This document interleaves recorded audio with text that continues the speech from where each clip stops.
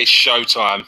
I only said that because it says that in the corner, and it's a very American term, and we don't usually use it over here, but I felt like it popped up, and I felt like I should use it. It felt comfortable, it felt good, and you may see it again. I would like to say hello to everyone in the comments. There's none so far. It's all right. We don't roll with the comments on this show. What? Oh my God. I had it on in the background. Did you hear that? Yeah. Okay. I said to hear myself, it was brilliant.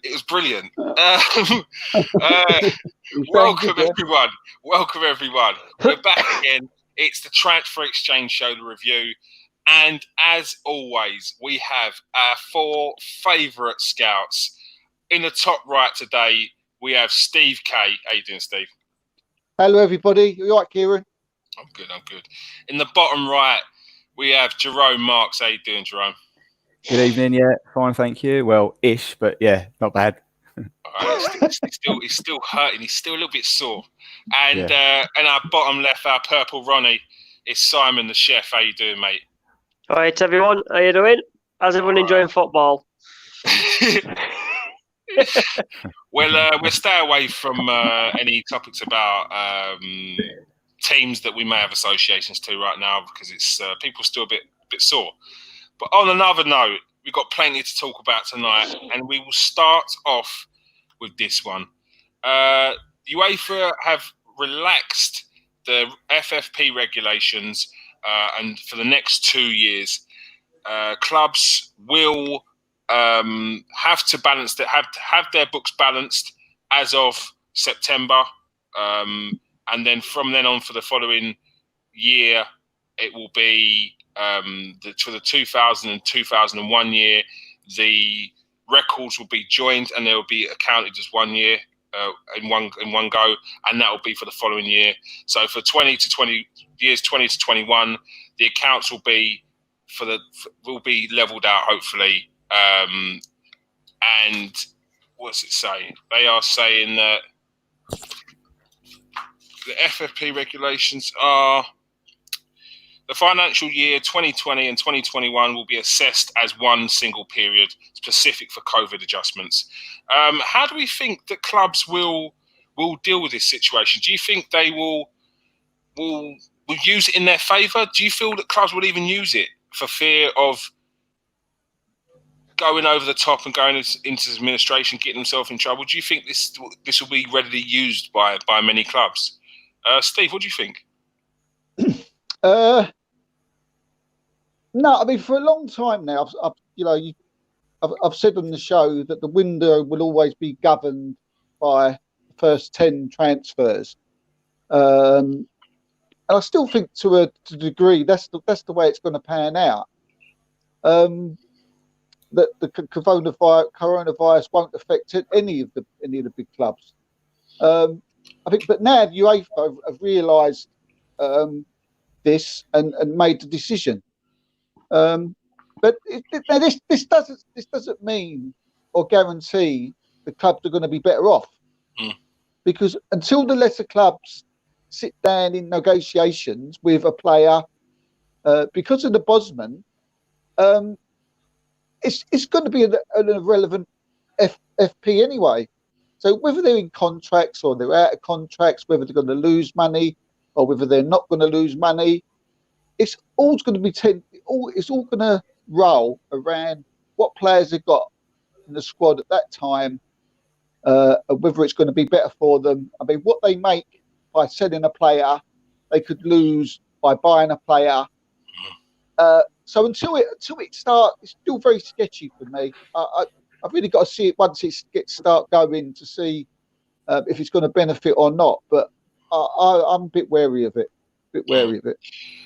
Jerome, do you feel this would be too much of an advantage for, say, Newcastle, who are about to have a takeover, against some of the smaller clubs who could potentially be in and around them now for next season? Do you think this is a bit of an advantage that they could take? Yeah, definitely. I think it's definitely going to be a big advantage to the teams with money. I mean, you can see what Chelsea are doing now. They're proper splashing the cash, aren't they? And it doesn't look like they're stopped that they're that they finish their transfer activity. So the clubs that have got either rich owners, like your Chelsea's, that they're going to be laughing.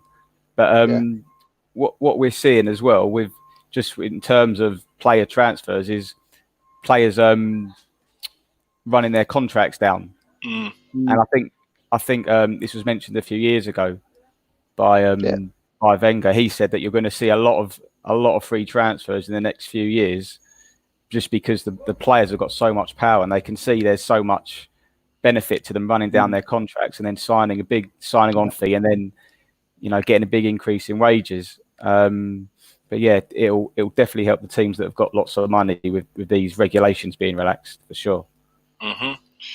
Si, do you see many teams using it? Do you see it as that much of an advantage? Because what you've got to remember is over the 4 years, the money still has to be level. It's just that it means you can, for this year, you could potentially just go and spend your 4 years' wages or your next year's couple of years' wages now, as opposed to that's the process. It's still got to be level overall, but it just means for the next 2 years will be done as one, as opposed to you've got to be on par for each year. Your year will be for the next 2 years. So you've got to have your accounts have to be level, not this year, but next year. So it means you can spend a load of money this year and less money next year to level it out, rather than each year you have to make sure that you're hitting the targets, if you know what I mean. That's what I mean. I think with UEFA, it's a very smart thing what they've done, because with the coronavirus, you've seen how much there's up to 30 teams basically in world football that are close to basically not going out of business, but in an absolute financial mess, and they need to sell their best assets to level the books. So what they will do now, like I thought Leipzig had hold on to Timo a bit longer, but then he's got a release clause, so that's why they've done that. And then say Jude Bellingham is in talks with Borussia Dortmund, and they're saying 20 mil. Now Birmingham can just come out and say, well, it's just gone up to 30, or it's gone up to 40, and if you really want him, then you'll pay it. So it's a horrible situation for the big club that wants him, but it's a brilliant situation for Birmingham, because then they can basically use it as a tool to say to that big club, well, how bad do you want him? Because we're happy to have him, we've got no problems with him, but theoretically they want to sell him so they can get the money and then they can pay it off, or whatever it is for coronavirus, what they've lost. They can try and level it out, if you get what I mean. Yeah. It's not all about big transfers. It's going to be these little clubs looking at the big clubs and going, you know what, for years and years and years, you've stolen our best players and you've robbed us. Now it's twisted. You want our best players, we're going to rob you. Yeah, what I'd say on the Jude Bellingham thing is... I was using it as an example. I couldn't think of anyone. Yeah, no, it's cool. It's cool. It's just that with them young players, I think it's a compensation thing. So, like what Jerome was saying with the contracts, he'd be one that he would just go, all right, cool, you don't want to sell me for 20 mil. Next year I'll go for 10 mil or 5 mil, or they can work out a fee for me based on my wages and whatnot. I think it's done on that structure. Anyone under the age of 21, it's to stop things like that. I think it is. It's to basically stop things like, say he's on a small contract and you're turning around and saying, no, you've got to pay 100 mil for him. I won't let him go until you spend 100 mil. So then what that does, they go, okay, what we'll do is work out a compensation, because his contract, he's worth more than his contract. He's the fee you're trying to sell him for, his contract's not that value. So we'll do a compensation thing, and then you can go for that fee. And that's why they did that, because it was stopping youngsters from moving, because they were holding them to ransom, essentially. It's a tough one. But with the, I mean, they call it financial fair play, but like Jerome said, I can't see it benefiting anybody, but the big clubs. So, and like what Simon said, he said that this gives clubs a chance, the lower clubs, to sell off their best players so they can survive. I mean, that's hardly great, is it? No, it's not. No, it's not great. It's not great. It's put them in an awful position, Steve. And the thing is, as well, they've got no money to spend anyway. So spending more of what they haven't got is not. It's not going to happen. Like teams like Bournemouth. They get their one signing a year, and unfortunately, they chose Jordan Ebe and Dominic Solanke over the past however many seasons, spending a total of 36 million on them two alone. It's baffling, but that's their transfer kitty gone essentially, and it's just like, and it's just teams like that. They're living on a breadline. And they haven't got that much money to push over the line anyway to be exuberant with. Whereas these other clubs, Chelsea, they're doing it now. They're flexing their muscles, and if you do it now in one period of time, it will make your team stronger as opposed to doing it over a stretch. It's like a cheat code if you think about it. Say if Arsenal, right?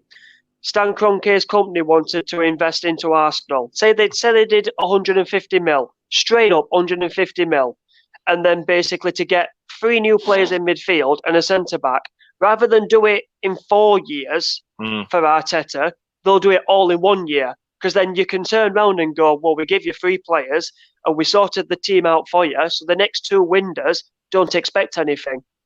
Yeah, that's it. Yeah, but what you do is are they going to do it?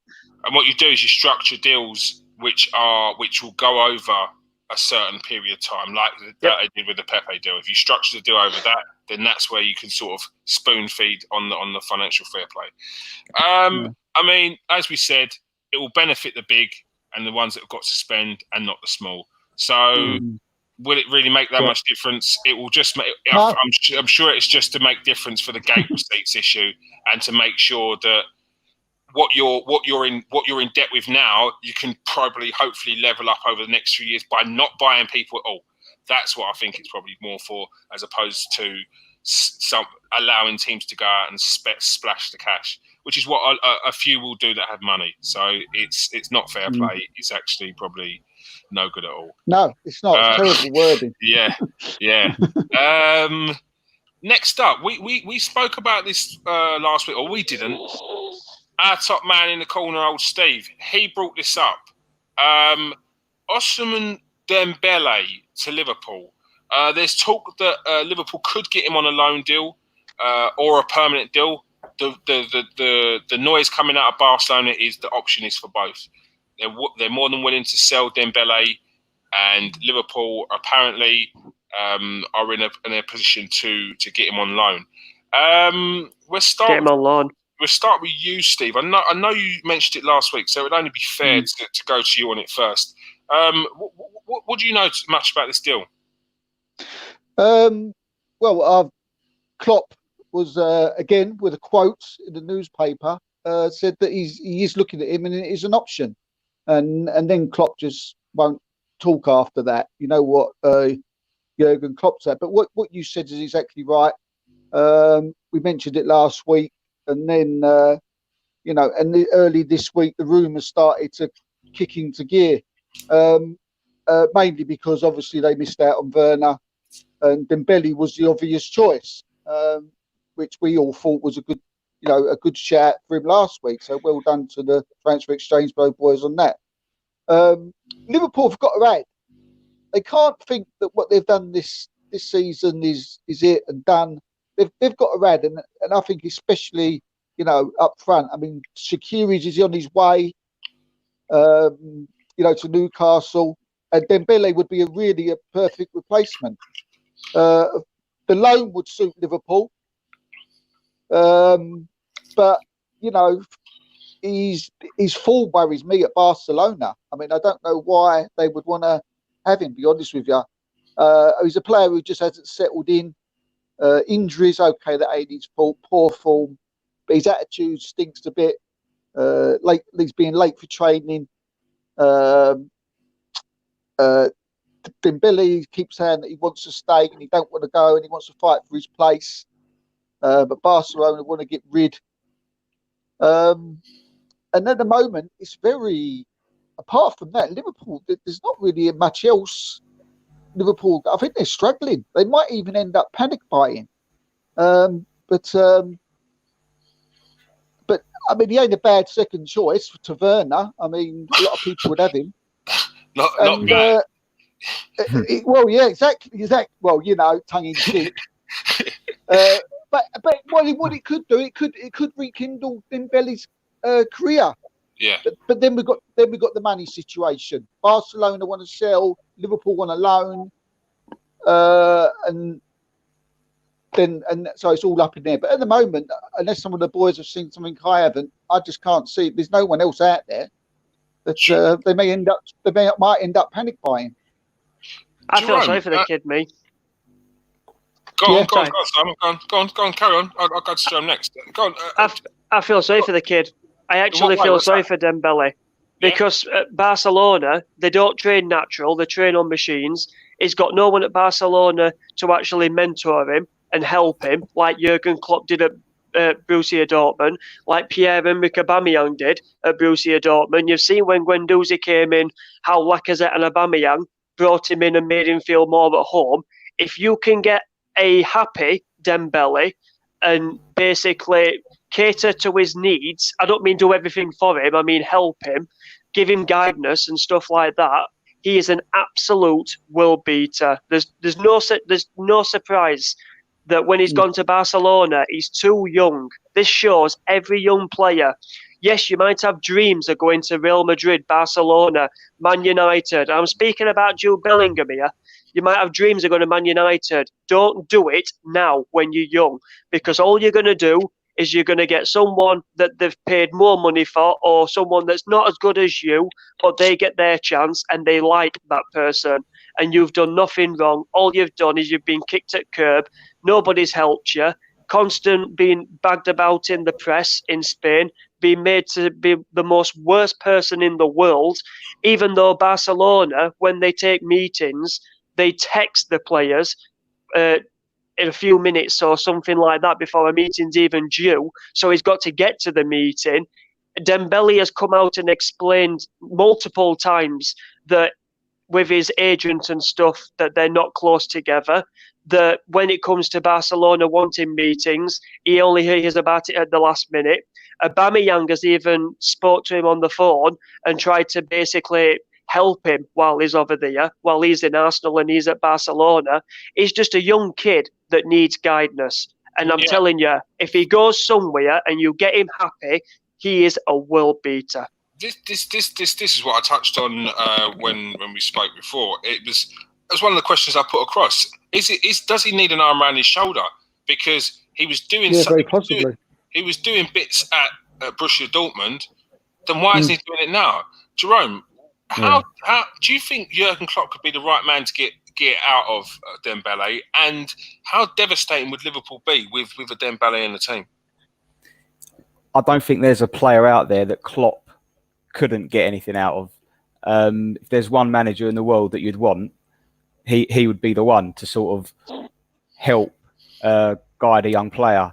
Like the chef said, I feel sorry for him because his career since he joined Barca has just been blighted by injuries, and he's obviously a player that's got. Sometimes we have a little dispute or a debate about a player's ability. I think with Dembele, it's clear to see he has got so much talent, and he's just a quality player that's just been very unlucky with injury. And I think that if he was to move from Barcelona, I think it would have to be to another fantastic club, or a club that's challenging, that's up there. He wouldn't go to like a team that's fighting for the Champions League places in their league. He'd go to a team that's fighting for the league. So I think, a move to Liverpool under Klopp, as long as he could stay fit, would be a great move for him. Go on. Do you feel they need him? Do you think Liverpool need him? I do. He plays on the right wing, doesn't he? So he would play where Salah plays. It's a great option to rotate, isn't it? Whether he starts every game, probably not. But you need a squad, don't you? And to have two players in the same position that that are amazing is better than having one player that's amazing and one player that's all right. So big competition there, but you know, if one of them gets injured, then you've got the other one. So you know, it's great from the you know, from the team's point of view. Mm-hmm. I mean, an unformed Dembele for 70 million, 60 million is nothing, is it? No. You know, if you can get the best out of him, if Klopp can put his arm around him, then Liverpool could go on and win the title for the next couple of years. But at the moment, he's down. He feels not wanted, and Barcelona are doing what they normally do, and that's mess about with their players. And because he's a young boy, I agree. I do feel totally sorry for him because he's a young boy, and they're just literally playing with him, and he can't get on with his career, and it's sad. It's like Liverpool don't need him. Liverpool don't need Ousmane Dembele, but they don't need him and they don't want him. But what they want are options. So when you've got Salah, Firmino and Mane, they want someone that's happy to sit on the bench, take Salah off or Mane, and you come on and do your bit. That's why Timo Werner didn't work out for them, because they couldn't guarantee him football all the time. But from the news I hear is that they couldn't afford his release clause. Yeah. From what I heard. That's two things, isn't it? It's like, they're saying that he couldn't get in the team because they couldn't guarantee him football, but then there's a release clause. They're just the two things that I've heard. Yeah, but that's the thing. I mean, that's up for Dembele to then have the confidence in his own ability to push them players out the team. And a player like Dembele seems like the kind of person who would would look at them players and think, I can get in this team. And there's no reason why he couldn't. There's a reason why Barcelona paid all that money for him. There's a reason why he was regarded as one of the best in Europe at the time when he was bought. And anyone that gets Dembele in their team is a force. Is a serious force. Yep. And if I was Liverpool, I'd be looking to sign him up on a long-term deal rather than just a loan, because I feel that if you bring him in on a loan, that's just put him in the shop window for when that loan's over. And and as touching on what Steve was saying earlier, Liverpool do need to bring in a player. Liverpool need to, every year, no matter what team it is, Man City, whether it's Man United, at the time when it was Arsenal, you brought in a player. You won the league, Chelsea, you won the league, you brought in a player. And it weren't just a nothing player, you brought in it was a statement player. It may not have been you breaking your transfer record, but it was a big money player. And every year they would do that because you've won. Now you want to make that better, because every team is going to try and catch up and try and better you their way as well. So you've got to keep up by keep on adding to that team, keeping it fresh. Yeah. I think that's what Fergie used to say, that, didn't he? Fergie used to say he always used to try and buy the best player in the division. At the end of the season, buy the best player. That was his. And it worked. It worked. Yeah. When he bought Valencia, people were like, "What? Valencia?" Valencia ended up being his captain and one of the best players in Man United, like a quality player, and they got him from Wigan. So when you're buying players in your league, when you're topping up, when you've already won, that's how you're champions. That's how you're champions. And it's kind of ringing true with what it feels like Chelsea are trying to do by bringing in players like Ben Chilwell. He knows he can do it in this league. Might cost him a bit more money, but that seems to what the rumours are saying he's going for. Next up, Gareth Bale. Poor old Gareth Bale is sitting on £500,000 a week, playing golf, watching Real Madrid, and now he gets to probably watch Real Madrid from his house, the same as we do, and get to watch it on Sky Sports with his golf on all that money. I definitely feel sorry for him. What is he going to do? There's rumours that Bayern Munich are in for him, but the rumours keep coming and going. Before it was Inter Miami, then it was Newcastle, then it was United, then it was Tottenham again. Where is Gareth Bale going to go? Has anyone looked into these rumours with Bayern Munich? And if so, are there any legs to it? Well, he's not I don't think he's going Bayern Munich because Coutinho's going back. So with his wages and Gareth Bale's wages, I think you can just cross that off right straight away. So I just can't see that happening. Did you say Coutinho's going back to Bayern Munich? Yeah. Yeah. Well, I feel like you're trying to hide that, Steve. For a loan. No, I'm not serious. Yeah? Yeah? Yeah. Well, tell the world. Go on. I didn't even know that. I didn't know. He's going because they can't do nothing with him. So they're going to keep him for another year. And they've arranged. And what Barcelona are going to do? They're going to pay half his wages. They're going to go like half and half because they're stuck in the middle of a wild place. No one, he can't. Stuck in limbo. But I thought that's the reason why Liverpool weren't going to get Coutinho for on loan was because they would Barcelona would have had to pay a proportion of his wages. They didn't want to. So maybe they've just worked out a bit more that Bayern will pay over Liverpool then. Yeah, because Barcelona don't want him. They definitely don't want him. Bayern Munich do want him, but there's this mix up between that they want this and they want that. So they've come between an agreement in between. So I'll have to check that out again later on. But I'm positive that's what's going to happen. Well, to be fair, that sounds pretty legit to me. I mean, that's a lot of details to make up, Steve. Like that sounds good, mate. That sounds like sounds pretty legit. I was told. I was told by someone. Yeah, that's cool. They're called sources. This is why you come here to the Transfer Exchange show to get the sources. Forget HP and brown sauce, mate. You got proper sauce. But Gareth Bale and his agent are playing the best PR stunt in history of modern football. Yeah, everyone feels sorry for him, don't they? They do. I don't understand. They actually do. See, but the thing is, Zidane knows it. The Iraqi at Madrid know it. The fans know it. But the problem is, they can't do nothing about it. He's just sitting there playing golf, playing on his PlayStation at home, and he actually sends his tweets out or his Instagram videos, and he's going like that, and there's just to say, Zidane. He was off playing PlayStation. He was off to China though, weren't he? And then they brought him back. They cancelled it at the last minute, didn't they? Yeah. But he keeps saying he says like, I love Madrid. I love fans.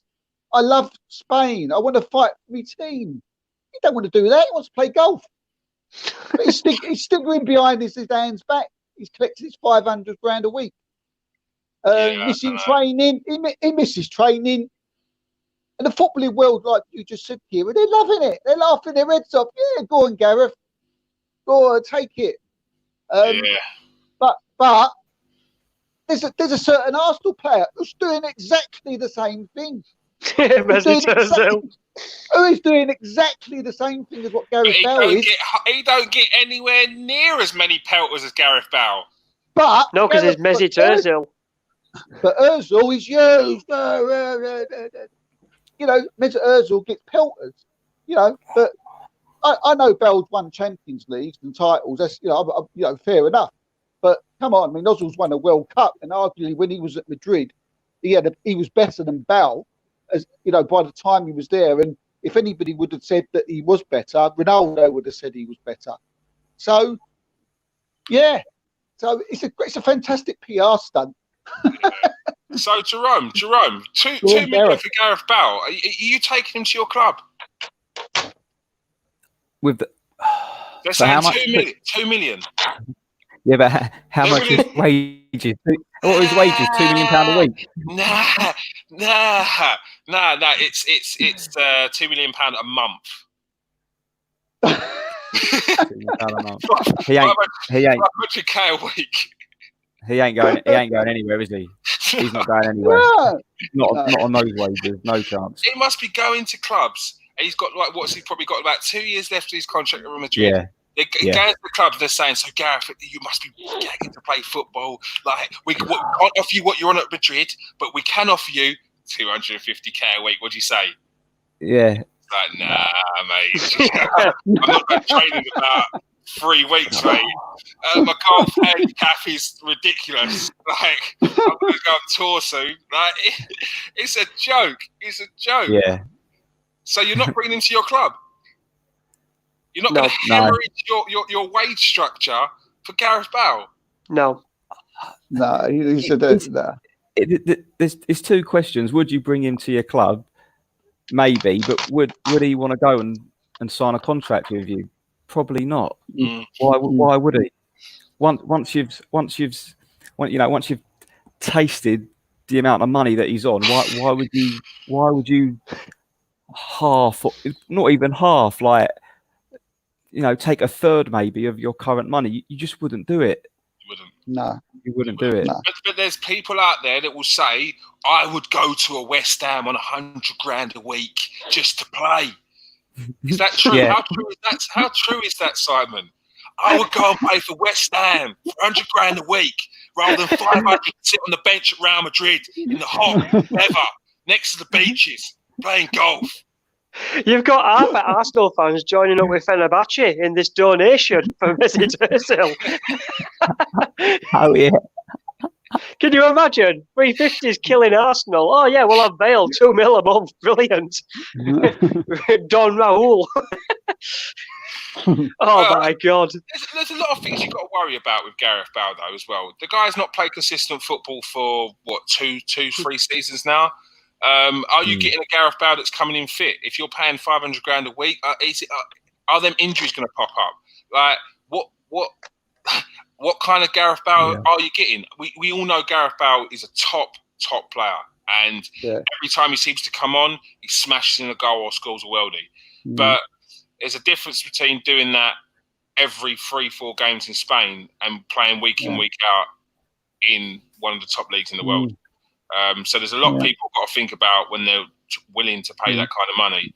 So I wouldn't get too excited soon if Gareth Bale's linked to any of your clubs, because if I was Gareth, I'll be getting pillows. I'll be getting a pillow for each cheek, placing it down on a Real Madrid seat and saying, no, that's my seat, mate. I got that.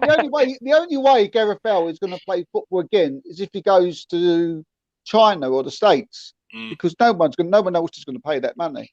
Well, Inter Miami was one that was linked, and if anyone can afford that kind of money, it's David Beckham. And I don't think America have any sort of restrictions on money spent. So I think they're more about just spend, and just make it big. So if there's one place he could go and have a happy lifestyle, it's probably America. So, but good luck to him. For some people, it's just a job, so you can't knock him for that. He's doing what he's doing. Last time we speak about this, boys, there was the Aubameyang talk the other day. He spoke about his contract and he hasn't been offered. There was Arteta who came out and said it would be done. I'm bored of it. You will never see this up again on the transfer exchange until it says he's signed or he's sold. I guarantee. Right, even if he signed it, we're just going to go, mate, he signed it, let's move on. Yeah, and it won't even be like, Aubameyang signed, see you later, whatever. Simon. Oh God, it does your head in though. It does. It does do your head in, literally. I mean, I'm not being funny. I'll start from the beginning because I've told most of it on Twitter. The person who I speak to, who I get my information from, the most reliable guy that I know, basically, told me on Boxing Day last year that Arsenal have offered Aubameyang and Lacazette the same contract. They're both the same salaries. And then it's been sat there since December. Then Fabrizio... Has he seen it? Because apparently he hasn't seen it. Well, that's what I mean. But then you've got Fabrizio Romero and Telfoot, which this confused the hell out of me. But you've got Fabrizio Romero and you've got Telfoot that have come out. Well, Fabrizio's come out and gone, there's been an offer on the table since December. It's the same offer, but it's not an improved offer, what people are saying. Then you've got Telfoot came out and said the exact same thing. It's the same offer, Fabrizio and all this and that. Then he does an interview with Telfoot, and then Telfoot comes out with, he's never been offered a new deal. And it's like, whoa, back up. What are you doing here? you've already got Fabrizio, who's come out and said. So when he says it, that's when he's probably the most reliable person for transfers out there, out of anyone at the minute. So when he says it, but with me, we Aubameyang, it's all PA. It's all mind games. That are reliable out there. There's more than just one. Because I've seen Fabrizio Romero put out a message about a deal's done, and then bang, someone else, Julian Lawrence. Oh, Julian Lawrence, yeah. He put out a tweet saying, "Not quite, slow down."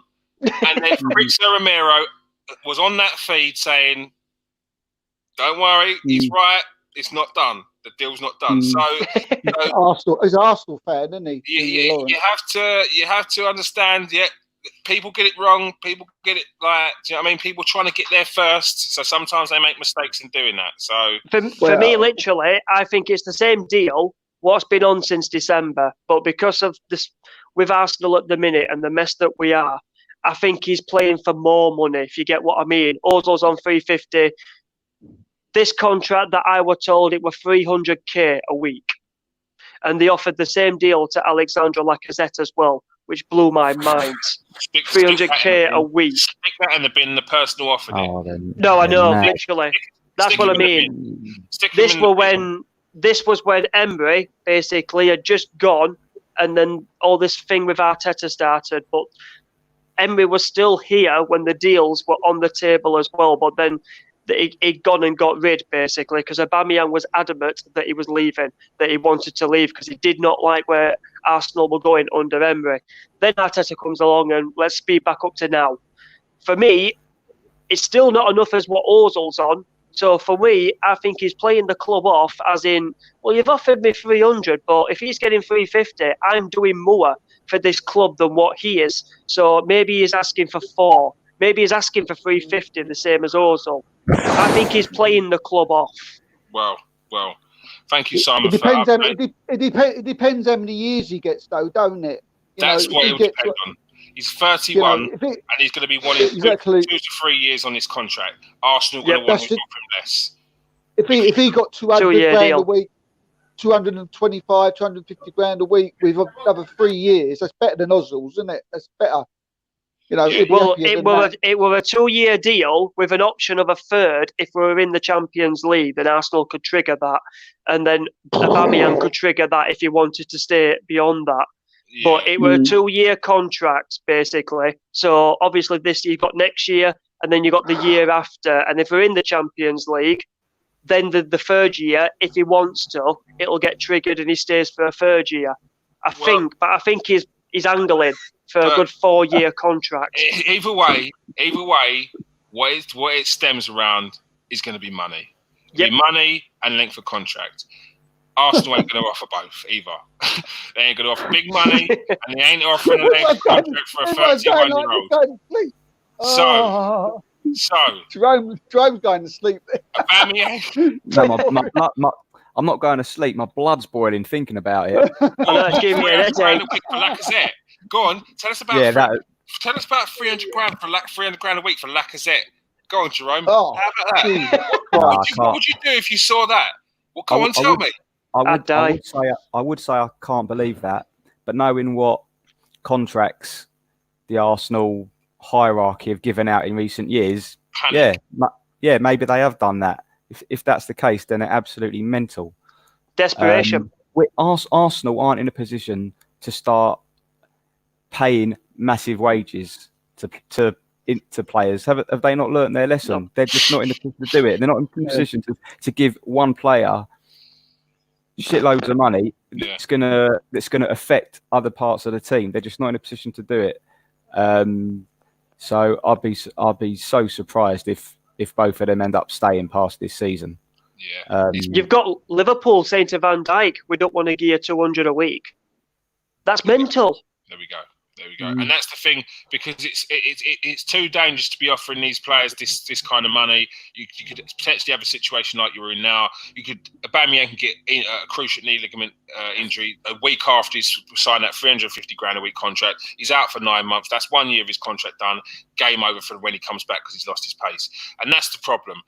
Get rid, start again. That's what I say. Move on. Yep. We won't speak about this again. We are done with that saga. Boring. Now, it's fun times, boys. It's the Golden Boy Awards. They've just released the top 100 long list, and what a list it is. Please, people, if you've not seen the list, go and take a second to go. No, clear the rest of your day. Get a couple of boxes of biscuits and a few mugs of tea, and go through that, and then check them out on the internet, because this list is ridiculous. Today we're going to pick 5 each, or we picked 5 each, but we're only going to let them speak about one. We're only going to let them speak about one. 5. Here we go. Here we go. But the thing is, I said 5, and that was just off the top of my head, and I started to do mine myself, and I struggled. I ended up with 7. And I'm going to have to take 2 off, just right now, because it was well hard. It was really, really hard. I was stuck between 2, literally stuck between 2, and I've got to pick one to talk about. Yeah, we can pick one. But don't worry, people. This isn't the end of the Golden Boy Awards. We're going to do 5 weeks of this. We're going to have we're hosting it. No. We're going to in the end, we're going to pick an 11. We're going to do a British-based one where everyone in Britain was going to be on the shortlist, and we're going to pick 5 as a team. We're also going to get experts to pick 5 top players, and then on the final week, we're going to pick as a group, top 5, which we think should be in the shortlist, and we're going to pick the winner. There we go, people. It's going to be fun. It's all about the Golden Boys Awards, because it's the next generation of footballers. Look at them now, and you can tell your friends that you found them first. Or you can just watch the Transfer Exchange show, like, subscribe, and share, and we can tell you who to check out and tell your mates. So, Jerome, we'll let you go first. Who's your top 5? Who's my top 5? Right, I've had a slight change of heart with one of them. Oh, here we go. Here we go. If that's okay, boss. Yeah, mate, you can do what you want. It's your list. But we're here till midnight. He's picked 7. No, I'm only going to tell you 5. Oh, here we go. We're arguing. Steve's upset because he couldn't write a couple of extra names on his list. So, take your time, Jerome. We're here till midnight. Go on. So, I think one of them that's got to be there is. Sorry about the background noise, if there's any, by the way. Is Dortmund striker Haaland. What a player! He's a goal machine. He just don't stop scoring goals. He's 19, 6'4", 13 goals in 14 appearances this season. He's tearing up the German league, and I can't believe Dortmund got him. Yeah, I know Dortmund's a big club, but he's beyond that. He's better than that. He'll end up at Barcelona or Madrid. Yeah, there's a few clubs after him. Man United had their opportunity, but they lost it. Yeah. So that's one of them. The next one is Eduardo Camavinga from Rennes, 17-year-old central midfielder. He's only 17. He's made 32 appearances already. He's down as a holding midfielder, but he's much more than that. Yeah. He doesn't just stay in one position. He can go forward. He's excellent. I'll run through him quickly. The next one is a left winger for Real Madrid, a Brazilian called Vinicius Junior. They signed him for a lot of money from Flamengo. This is just appreciation right now. Oh, I was debating on that one. Yeah, well done. Yeah. You're debating. Yeah. Well, you know what I mean. Thinking about it. Proper tricky, pacey, skillful Brazilian left winger. So that's another one. Then I've got to stick Martinelli in there because he's going to be top banana. And would you like my number one pick? Go on. Give us the number one pick. And my why? Number one pick. Who I don't think there's. I don't reckon a lot of people in England have seen too much of him. Maybe because of the position he plays in, perhaps. It's Alphonso Davies from Bayern Munich, the left back. He's on my. He's mustard. He's mustard. He's been one of the best players in the Bundesliga this season. Yeah, he broke this season. He broke the speed for the quickest player ever in the Bundesliga this season. That's ridiculous. He made his Canadian debut at just 16. Bayern's president, called Uli Hoeneß, he said, he's quoted as saying he's going to be world class.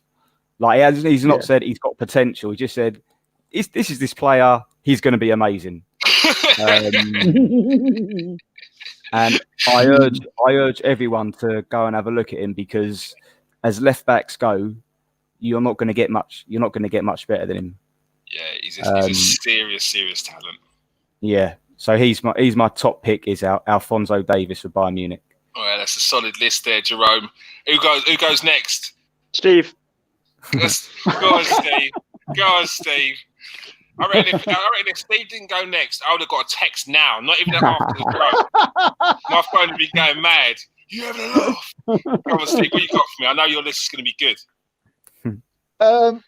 Well, it's funny how you got 100 players, and one of them already been said, because I've got to say one is Jerome, and that is Haaland.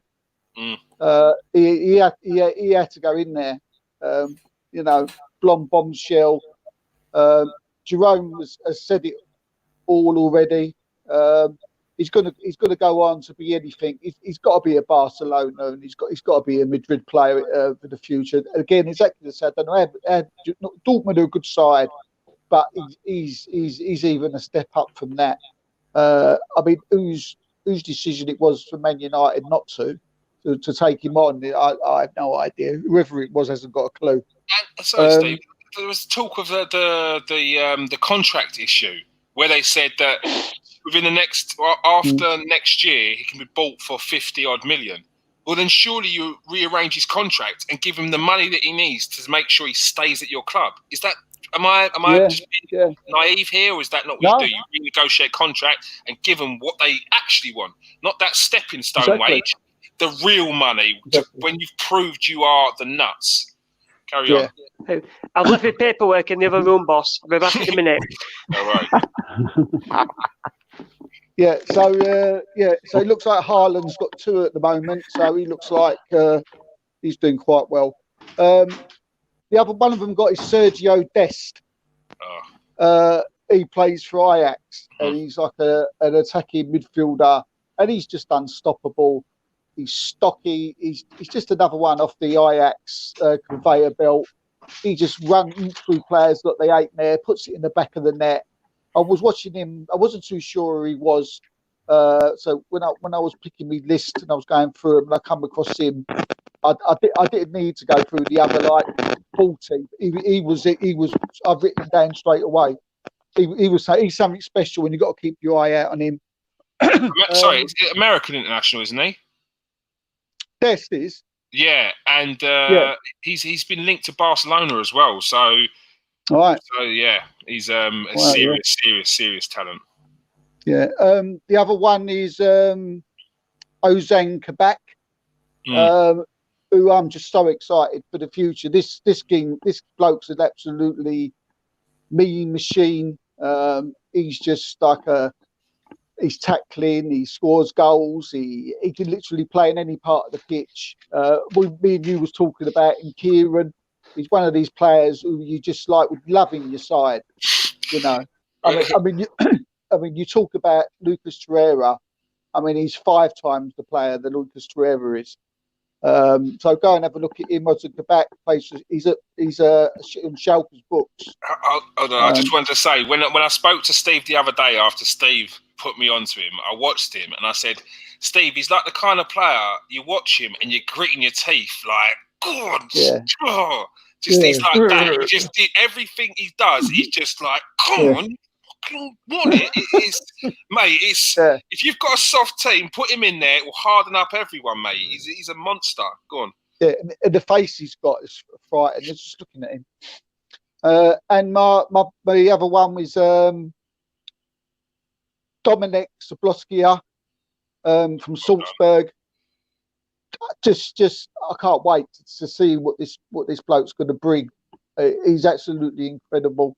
He's quite tall. He's silky on the ball. He's something else. The bloke. He glides around, doesn't he? Exactly. He just moves around the pitch, and it's like he's on one of them things that you push someone around on. He's going across. He's on a trolley dolly. He's not got football boots. He's on a trolley dolly. He's just moving around like that, doing pirouettes. Like he even moves like that on it, like that on the pitch. But my number one, which is probably going to shock loads of people, is we're going back to Dortmund again. And there seems to be a lot of Dortmund, isn't there? Is Giovanni Reina. He's a 17-year-old, 6-foot attacking midfield player. He started his career at New York City. Made his debut early this season. He was the youngest American to play in the Bundesliga. And what a player Reina is. I mean, he really made his mark when he absolutely destroyed. He destroyed at just turned 17. He destroyed in the Champions League, PSG. I mean, if you get a chance to ever go and watch this second half, see what this 17-year-old kid does to this PSG defence. It is absolutely incredible. Dortmund went on to win the game with a Haaland goal, which was made by Reina. You probably, I don't know if you know, he was the son of a former Rangers, Sunderland, Man City player, Claudio Reina. He had the chance to play for England because he was born in Sunderland, but he chose the USA. So he's nicknamed the baby face assassin because he's just like, he's not frightened of anything. And you can see why. He's strong, quick, excellent, close control. Just keep an eye out for this kid. He's going to be a real superstar in the making. Giovanni Reina. Yeah, he's a top player. He's a top player. It's a good pick there, Steve, and a list. It's a good list. It's a very, very good list. I can see a lot of them players being in the top in the short list. Put it that way. Simon, what's your top five? My top five. I've got it all written down here. Written. Here we go. See, look at that. I've even saved it. Look, paperwork. A lot. Two sheets of paper just for one player. Here we go. Let's go. His negatives and his positives. I've gone proper in on this. All right, so wow. My first one was taking a note out of your leaf. He's taking a leaf out of your book, Steve. My first one was right back for Norwich City, Max Aarons. Absolute baller. I'd love this kid at Arsenal. He's an absolute baller. The way that he's come on from the Championship, and then people have said to him, I think this was quite interesting, but even his own agent said that maybe the Championship is probably the most that you will ever get. And he got to the Premier League.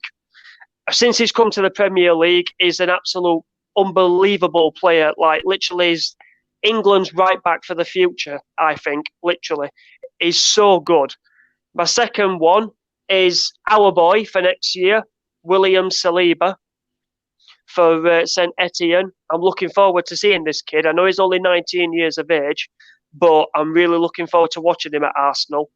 For the whole of this season, he has 8 Man of the Match awards. And you can turn around and say, yeah, but it's only a French league. It's a farmers' league. We don't subscribe to that rubbish, people. That's what I mean. Not to get 8 is the only defender to get 8 Man of the Match awards in one season. The closest, I think, was from PSG, Thiago Silva, with 4. This guy's just topped it by another 4. And he's 19 years of age. The way that he controls the defence, the way that he's not scared to go into a tackle, he's so organised. Every goalkeeper that has played with him have always said he's my rock. He's the one that makes me feel confident in goal. So Leno's got some help. My third choice was Bukayo Saka as well, because how can you not have Saka? Come from the academy. From the academy at Arsenal. Literally though, how can you not have Saka? Come from the academy. The list, mate. There's 100 players on the list. I'm not saying your lists are bad, but no, come on, it's Saka. All I'm saying, you're like, how can you not have Saka? I'm saying there's 100 people on that list. You have to pick 5. Of course, you cannot have Saka. Like, do you know? There's a lot of world-class players on that list already, and they're 21. You cannot have Saka in your 5. It's not like, oh my God, I can't believe you haven't got Saka. The list is ridiculous. Carry on. It is. It's crazy, but I just didn't want to. I didn't want to pick the names that everyone will just know. You know, like your Highlands, and all that sort of stuff. I didn't just want to do that. I wanted to go into the youth. This is your own preference. This is your own personal list for your own preference. This is not what you think is going to be the winners. This is your preference. This is what you like. This is the players that you love to watch. So you live your life, mate. Go on. What you got next? So obviously, like I said, the third one is Saka. The way that he's come from the academy, he started off as a left winger, but I think his proper position for me, I think, is a left back. I actually think he's better at a left back than he is at a left wing. And when you go on assists and combinations towards your team as well, he's already in, I think, double figures since this season. That is crazy. Absolutely crazy for a kid at his age. So he was my third choice. My fourth choice was the guy from Salzburg in midfield, that Dominic. If you can help us with the surname. Help Simon out with that surname. I have tried all week. Oh, well, yeah, as soon as you said that, I thought you'd be like, just come on, remember. He said it perfectly. It's Dominic Soboskila. Soboskila. Dominic Soboskila. Right, he's my fourth choice because he reminds me of Yaya Toure. He's that good, this kid. The height, I think he was 5'9", maybe 6'1". He's a tall lad in midfield, but the way he just picks the ball up and just runs in midfield, he reminds me a little bit of Diaby, and he reminds me a little bit of Yaya Toure, like I said. But he's so strong as well. He looks like 6'1", skinny lad. Looks like he needs to go on the weights. He's strong. Yeah. He's for midfield as well. Hungarian. Hungarian. Yeah. He would be my dream person to put next to someone in our midfield. Like, I don't know. I'm going to say it, Thomas Partey. He would be the dream. Those two in Arsenal's midfield. There was a link. Oh. There was a link. It has been linked to us. Steve, we'll touch on the link in a bit, Steve. We'll come back to you in a bit on that one. Hey, what you're pulling out of the bag tonight, Steve. I'm going to call you Secret Steve. Next, go on. What you got for your main one? Who you got for your main one, side? My main one. Let you know my secrets. My main one. I was going to pick Dominic as the main one, but the one that I am going to pick is Phil Foden. Oh, good because this guy is, like Kieran says, mustard. He's unbelievable, this kid. From 2016, when he made his breakthrough with England as well, I think he played 5 games and scored, I think it was 6 goals. Mm-hmm. That's when he came through. And then in 2017, he won the Golden Boy Award as well for youngster or something like that. So he's actually won a Golden Boy before. Mm-hmm. He's won Sports Personality of the Year, youngest sports personality. He won that. He's got the best mentor as a manager to have in Pep Guardiola. And I compared him to Frank Lampard. Okay. The way he plays in midfield, he's got like 10% of David Silva, because he plays with David Silva, but he's normally like a Frank Lampard. He's always in the box. He's always contributing to goals. He's contributing to assists. He's a proper worker in midfield. He doesn't just make the midfield better. You just stick him in any midfield and he'll just stick to it, literally. You don't have to... Like when Lampard went to City from Chelsea, everyone thought, well, he'll get a few games, he'll not be that good. He ended up being the most important midfielder for City that year when he went there. And with Phil Foden, I hope with Man City and with Pep that he gets better and better and better. I don't want them to bring a manager in that just discards him and leaves him, because this kid's going places. And I guarantee this kid, when he hits at least 26, maybe 27, he'll win the Ballon d'Or. That is a big shout, Simon. That's a good list, mate. I can't knock that list. Solid list. A lot of British talent in there. So you'll definitely be a star of the show for our British top 5 pick. My one. Okay, first of all, I've got Rodrigo of Real Madrid. If not Saka. Not Saka. Mental. Have you seen Rodrigo? Have you seen Rodrigo? Seriously. In his Champions League debut, he scored 2 goals and won the game for Real Madrid against Galatasaray. This kid's different levels. Like he's a different level. Tricks, pace, the lot. He's meant to have a bit of a dodgy temperament, meant to be a bit of a wild child, not like going up, a bit of a mouthy one. But I mean, that's what you get sometimes with these potential superstars. But you've got to get the right man to rein that in. I've gone for Camavinga of Rennes.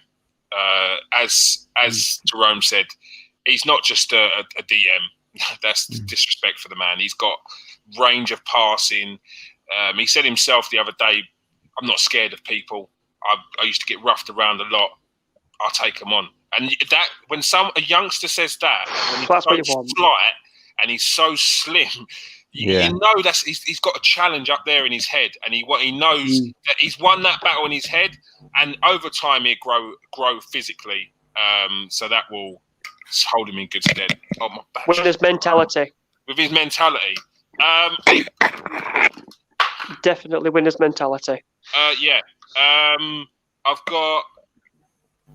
I was going to have Haaland, but everyone else picked him. So I'm taking him off my list. Instead, I've gone for Sandro Tonelli of Brescia. There's reasons why Pirlo says that this is the best player coming through it in Italy at the moment. Yeah. There's reasons why Juventus are after him, Inter Milan are after him. This kid's going to be the next big name in Italy. Like, if you don't know him now, get to know him, because he's going to be a name that's going to be flying around in the next few years. Alphonso Davies, absolutely ridiculous what he's done so far with Bayern Munich. And the fact that he just come over from Canada as well. Man United would be kicking themselves because they had the opportunity to sign him. Once again, they were dilly-dallying, and he signed for Bayern Munich. But the one I've gone for is Reinier Jesus of Real Madrid. This kid won the Under-17s World Cup with Brazil in October.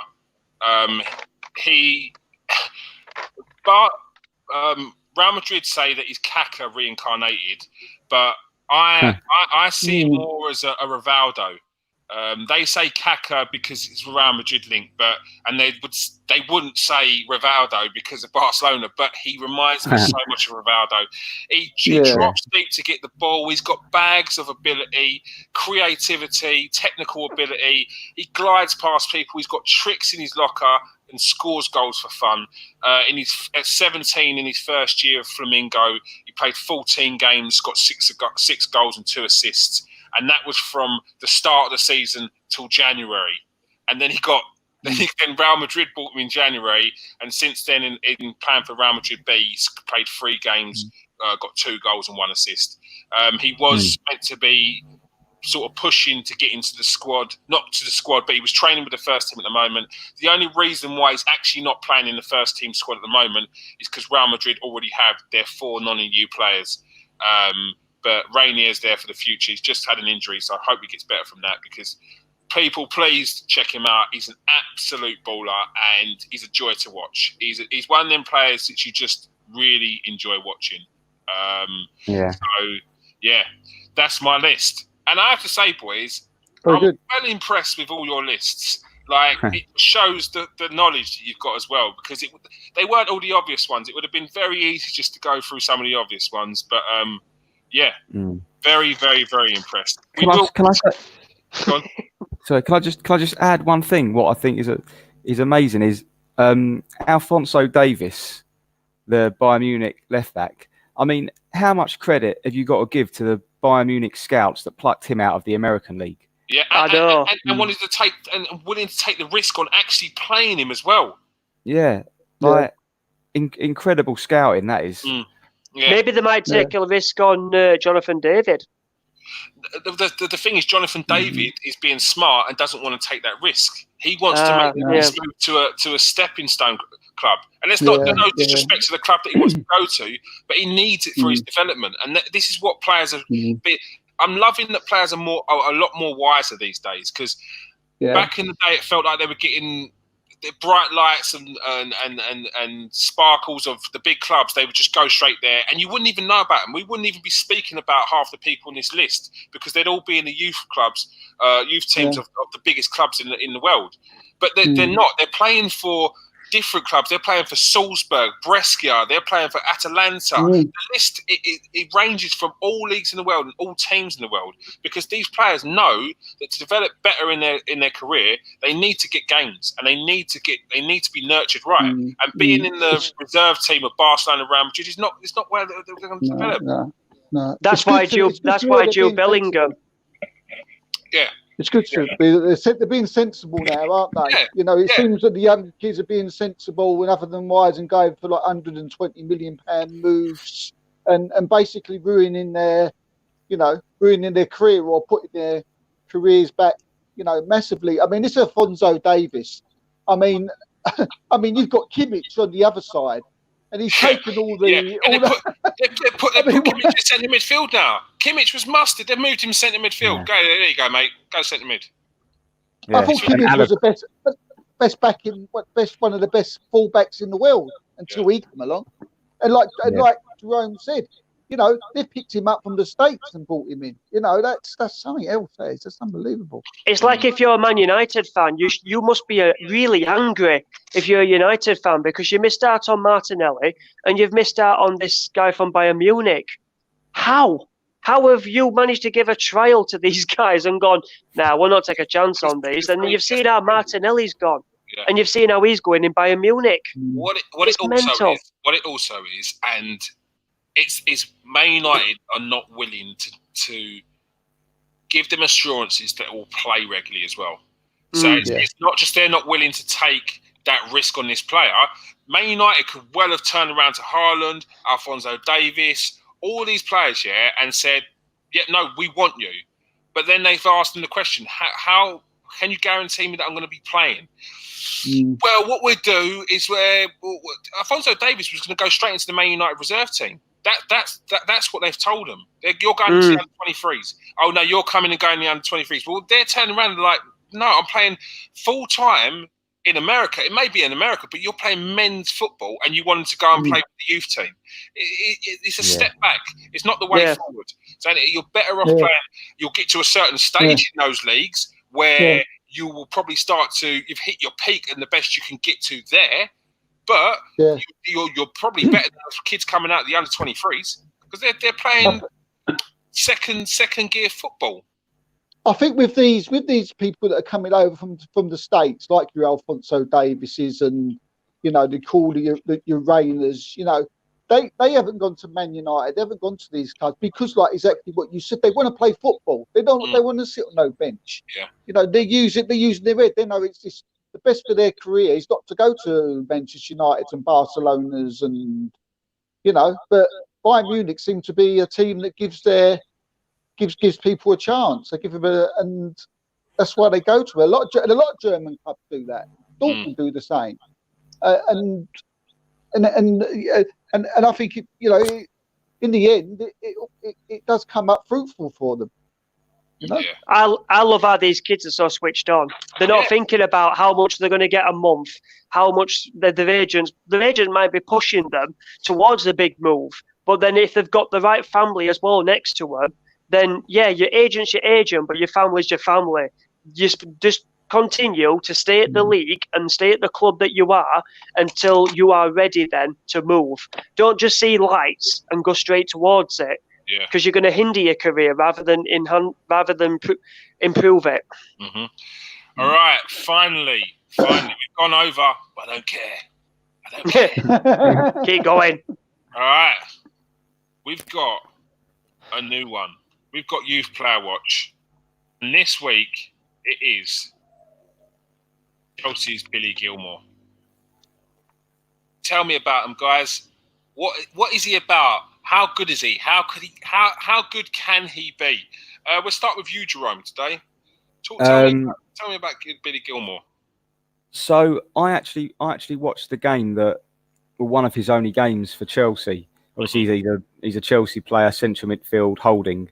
He played in the FA Cup against Liverpool when they won 2-0, and he got all the plaudits for his performance. Now, when I was watching it, I was impressed by him. I thought the commentators were going slightly overboard with him. But then when you think he's gone straight into the team from youth football, he's 17, he's playing central midfield against Liverpool. He's very disciplined as a holding midfield player. He sticks to his position very well. He flies into challenges, and he's one of these. He's not the tallest of players, is he? I think he's only 5'7". So that's something that might go against him. But if you were to listen to what people at Chelsea are saying and what people in the media are saying, they're really hyping him up a lot. So it would be very interesting to see how Lampard uses him over the next couple of seasons. So obviously now they're starting to splash the cash a bit. Be interesting to see if they, use one of their own in a very important position. Very good assessment there, Jerome. I wasn't expecting that. Based on all the hype that I hear, what it is, it's based on the hype you hear. You're expecting people just go, "Oh yeah, it's this, is that, this is that." He's like a bulldog, and it's like, well, it's kind of a bit of a more of an honest assessment from you. A bit not underwhelmed, but I think what it is that when people give these youth players so much hype, oh, he's doing this, oh, he's this, oh, he's a brilliant to watch. And you think to yourself, well, what has he done? And it is that. You've got to think he's 17 and he looks like he just fits in as one of the players. And that's a good start. Yeah, another thing that I noticed when he was playing is, I guess it is positive, he seemed to just keep things very simple. I guess you could call it maybe a bit of maturity for a 17-year-old. But I'm sure the boys will add a few bits. But they were my sort of initial thoughts on him as a player. Steve, what are you saying on Billy Gilmour? Yeah, he's a tough little sod, and I see the game that Jerome was just talking about, and he did do well. I think he got man of the match, but I think the game was live, and I think they just wanted to give a young kid a man of the match so they could talk to him after the game. But that's not nothing against with Billy Gilmour. He did play well, but you do get that thing. But there's no taking away from it. He plays under 16, under 17, under 20 for Scotland, which I know ain't nothing much to shout about. Playing for Scotland on them levels, but there you go. I mean, no offence. It's meant to be impartial, Steve. Right.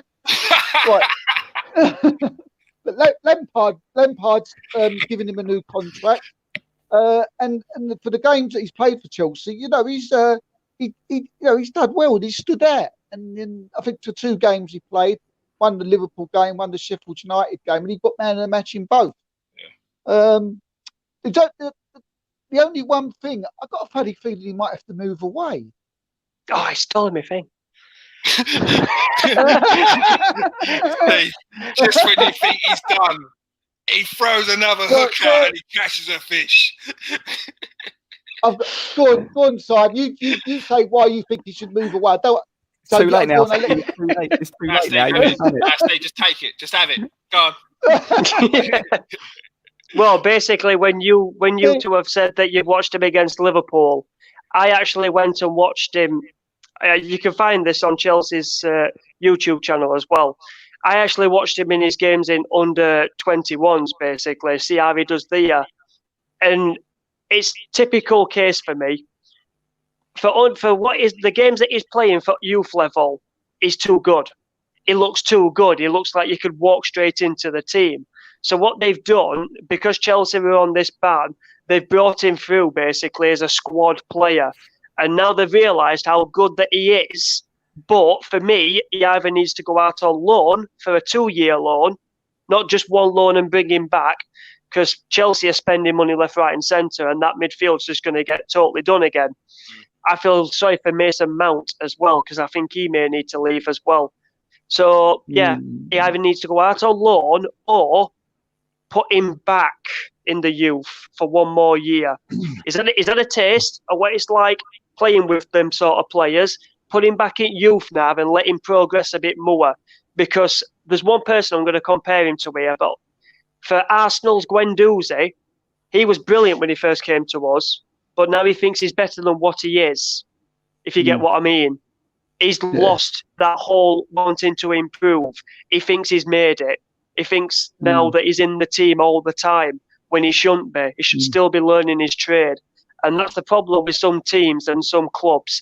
They get a player from the youth and they chuck them straight in. And, yeah, if they do well, there you go. But I like our friend Lampard. I like our friend Lampard to give him a 5-year contract because he can see something in him. But don't bring him straight into the team and straight into the squad now. Either send him out on loan, possibly to the Championship, because that is a tough league. In midfield, that is a tough league. You'll find out then if he's actually not made of something, because we know that. But we'll find out what his grit is in midfield, if you get what I mean. And then you'll see what he's like in Championship. And then you'll see what he's like in Championship. And then try him in the Premier League, but not as a starter. Just like bring him on as a few subs and stuff like that. Go on, Steve. Yeah, that's a good. He had some good points there, but that wasn't why I thought he should leave. So I can just quickly tell you. I think Simon said it to a degree. I mean, Chelsea's midfield is just bottled up to the nines.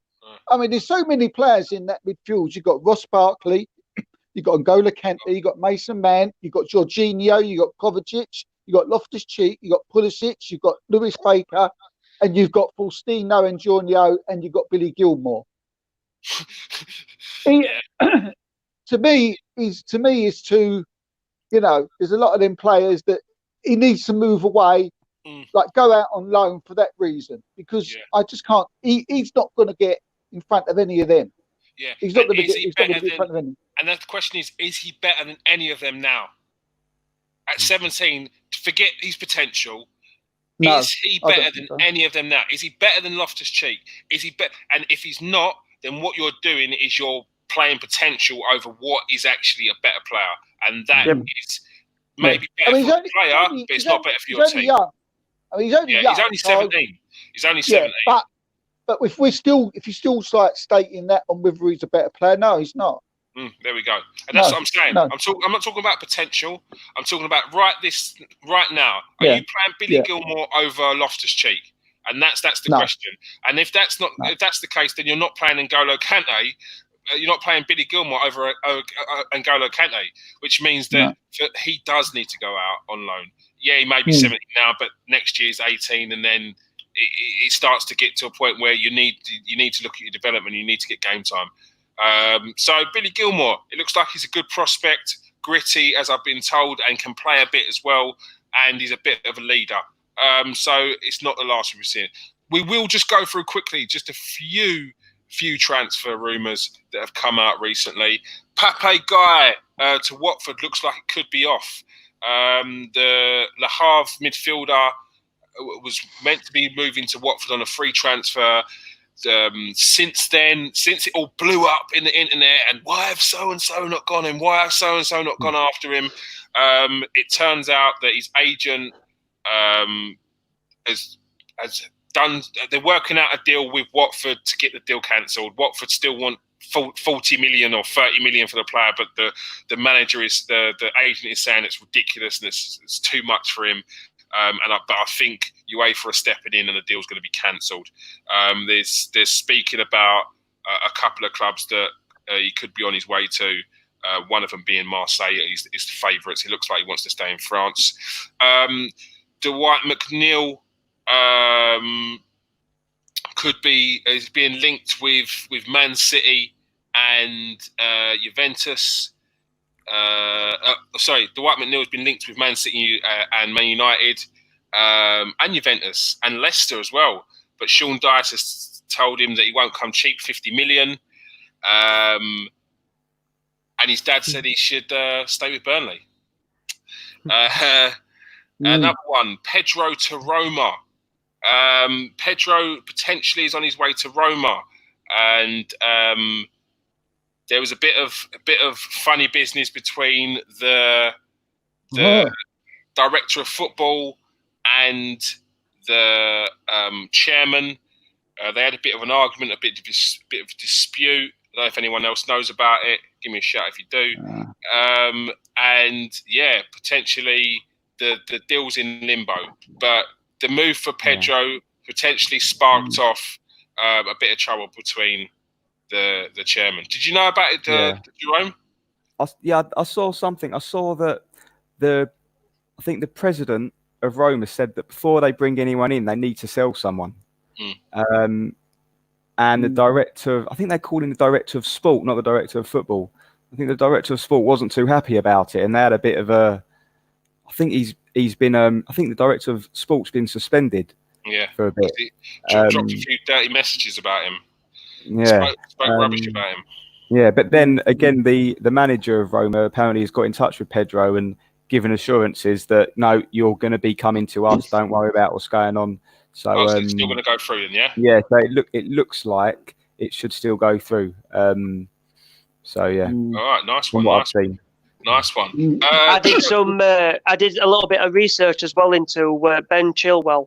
I did some research. Ben Chilwell. I did some research into that, and Chelsea 100% want him. Yeah. And he wants Chelsea as well. And then apparently they've agreed personal terms already. All right. Steve's sitting there in the corner, waiting. Chelsea, don't worry, we're coming to it. Chelsea have apparently turned down an offer of a swap deal for Jorginho and Pjanic. But if Chelsea had accepted it, it would be a bit hard to get Pjanic because he's already signed an agreement with Barcelona. It's just up to Barcelona and Juventus to sort out a deal. They're currently trying to work out whether it's going to be swaps or money. But it looks like Pjanic is on his way to Barcelona. It's been the agreement was signed about a month ago. So I don't see anything other than that, and I only see him actually stand at Juventus otherwise. And Steve, the man. I know you got a little bit of information about Leicester. You speak to people. Yeah, I've been speaking to the sports writer Jamie Kemble, who's actually friend of the show now. He's a sports editor for the Leicester Live Sports. And I was asking him about Leicester. Simon ain't too far out with what he said. The news around Leicester, because there's so many different things being said. He said because he actually is part of the program. He writes the program. He does so. He's writing at the sharp end. This guy. So he better be anyway. If you're watching, Jamie, I'm coming for you. If this is all wrong, I'm telling you, mate. Right. What Leicester do? They traditionally only ever sell one player. Now, if you think about that, that's true. When you look back, they will not be getting rid of any centre halves. but they will be adding one in. Okay. There is a centre half coming into Leicester. I'll tell you who that is in a minute. They're not sure if Chilwell will go, but it's more than likely that he will. You know, he wants to go, and like Simon said, Lampard wants him. Because basically, Leicester don't think he's as good as what people think. Oh wait, sorry, Steve. Just a second. I watched him, and I know it's a harsh one because everyone's just come back from a 2.5 months off. I watched him the other day, and he got roasted. He was absolutely roasted every time, and all I thought is any bit of pace, and he's gone. He's going to be found out, isn't he? He's got to work out his positional sense quick sharp. Because when you're playing in the Champions League, you're going to come up against tricky and fast wingers weekly. Yeah, I'm not guiding a plane there, boys. I'm saying finally somebody's seen. No, I told you. I mean, we've got to big up Simon here. I mean, because Jamie's obviously, you know, he's echoed that, and as I say, he's at the sharp end, and they just don't think he's all that. They don't think he's that good. They certainly don't think, I've been told, he's worth 80 million. Nowhere near it. But the thing is, they will get their 80 million. What he's telling me. Like, they will make sure. He said that's because business, though, isn't it? They're doing it properly, though, isn't good they? Business. They're doing it properly. Absolutely. I mean, everybody in Leicester, right? That's fans. You know, people. They all know he ain't all that. They know he ain't all that, and they'd grab that 80 million in an heartbeat. But there's, like I said, they will get their 80 million. Yeah. And this is what Jamie said. And given their exceptional record in the transfer market, which they have, I mean, they've got an unbelievable record in the transfer market. They will get it. Otherwise, Chelsea will have to pay it, or it's like he said, then he won't go. But they seem to think he will get it. The two players that I was told was coming in, the one to replace Chilwell was Levin Kawasa. Again, we mentioned the other week. Levin, Kazawa, yeah. On a free. And the free. Yeah. That's good business. Sure. Good business, that. And the centre half, what Jamie told me is Tyrone Mings is coming in. Wow. Okay. Again, Okay. Steve, exclusive. Can we get Steve on the main page there? No, it's exclusive. Probably going to be me. There we go. I'm panicking. Exclusive coming left, right, and centre. I'm panicking. But when you think of them two players, you think, you don't think they're fantastic, right? But when you think of the other two centre halves that they bought last year or a year before was Johnny Evans and Sanocho. Yeah. And they're of a similar ilk. Yeah. So that's what it seems like a very Leicester signing. Steve, exceptional work there. Well done. Well done, side digging in there. Love that. Yeah, Kieran, I didn't find anything with Leicester though, and Thomas Partey. So sorry, mate. I didn't find anything with Leicester and Thomas Partey. All right, today we're going to go until past. We've got 2 more minutes. I'm going to give you a few more transfer roundup. Thank you again there, Jerome. That was lovely. A bit of detective work you did there, mate. Everton and Newcastle are being linked with Frank Kessie of AC Milan. Apparently, the Everton rumour is very, very strong. Carlo Ancelotti tried to buy him when he was in Napoli and feels like he could be potentially a really good signing for Everton in the Premier League. Juventus are chasing Raul Jimenez, but Juventus have been put off by the £50 million release of £50 million price tag. But its agent George Mendes is looking to push through that deal and make it happen at Juventus.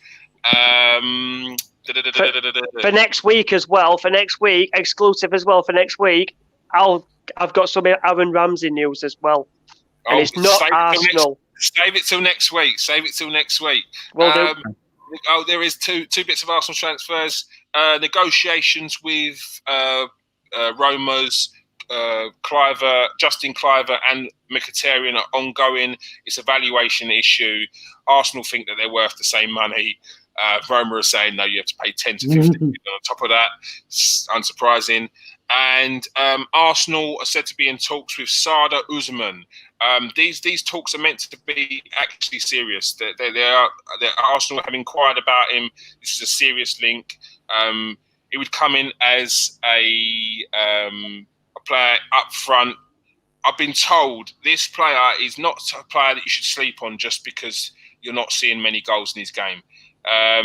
Quick, tricky, works hard for the team, strong. He has a mentality which is beyond anyone he's ever seen as a player, I've been told. Like, ridiculous. This player was playing for the Iranian national team at 14. He got his debut. Wow. He then got insulted, abused by a section of their fans to the point, because he's from Turkestan, to the point where he left the national team, but then carried on and he's back in the national team. This is a player that's come from the 3rd division in Russia and has worked his way up to the top division and to the best team in that league, and is absolutely pulling up roots. And apparently, I've been told that he is at the top of his development that he can get in Russia, and the only way forward is by going to a better league. This is a serious player, and someone who you should take note of, and don't just look at stats. Watch him. I've been told, don't look at stats. Watch him. He might not get you 10 to 15 goals a season, or no, 15 to 20 goals a season, but he'll get you 20 assists. Is that kind of player. So yeah, thank you very much tonight, people. We've gone on longer than we've ever gone on before. We've gone on an extra half an hour longer just to cram in a few extra transfer stories. But I tell you what, these guys don't get paid. They just do it for the love. Do it for the love. What? We're still waiting for contracts. What, they don't get paid? He's gone. The chef has taken over. This is my channel. This is my channel now. All right. First of all, I'd like to thank Steve, the top corner, coming out with absolute gems tonight. Yeah. Hello. Yeah. Thanks for joining us, everybody. Thank you. Jerome, doing his detective work in Roma. Thank you very much, Jerome. Good work. Cheers, boys. Thank you. And Simon, the chef, top work tonight again. Thank you for your extended stay. Thank you for signing the extension on your contract. So in these uncertain times, we were able to get you to the remainder of the campaign. Yeah. Thank you. All right. And thank you for everyone that's watched. Make sure you like, share, and subscribe.